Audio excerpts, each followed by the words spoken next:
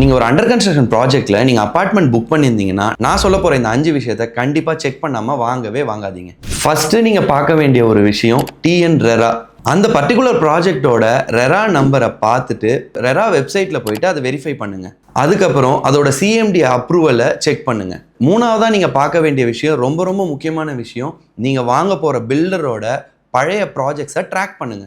So இது எப்படி பண்ணணும்னு பார்த்தீங்கன்னா, நீங்கள் எய்தர் அவங்களோட வெப்சைட்டில் போய் அவங்களோட பழைய ப்ராஜெக்ட்ஸை பார்த்து நேரில் விசிட் பண்ணிவிட்டு அதுக்கப்புறம் கூட நீங்கள் அதை டிசைட் பண்ணலாம். ஆன் டைமில் டெலிவரி பண்ணியிருக்காங்களா, இதுக்கு முன்னாடி இருக்க ப்ராஜெக்ட்ஸோட குவாலிட்டி எப்படி இருக்குது, இது எல்லாமே நீங்கள் நேர்லேயே பார்த்து வெரிஃபை பண்ணலாம். 4வது பாயிண்ட், இந்த பர்டிகுலர் ப்ராஜெக்ட்டுக்கு ஏபிஎஃப் இருக்கான்னு பாருங்கள். அப்ரூவ்ட் ப்ராஜெக்ட் ஃபினான்ஸ், எந்தெந்த மேஜர் பேங்க்ஸு இந்த ப்ராஜெக்டை சாங்ஷன் பண்ணியிருக்காங்கன்னு செக் பண்ணுறது. 5வது விஷயம், அவங்களோட பெனாலிட்டி அண்ட் காம்பன்சேஷன் கிளாஸ், அதாவது அக்ரிமெண்ட்டில் in case any delay in the hand over time அவங்க உங்களுக்கு காம்பன்சேஷனாக என்ன தராங்கன்றத அந்த அக்ரிமெண்ட்ல மென்ஷன் ஆயிருக்கான்றத கண்டிப்பா செக் பண்ணிக்கோங்க. ஸோ நீங்க புக் பண்றதுக்கு முன்னாடி 5 விஷயத்தை செக் பண்ணிட்டு அதுக்கப்புறம் புக் பண்ணுங்க. நீங்க டென்ஷன் இல்லாம இன்வெஸ்ட் பண்ணணும்னு நினைச்சீங்கன்னா எங்க ஹவுஸ் அண்ட கான்டாக்ட் பண்ணுங்க.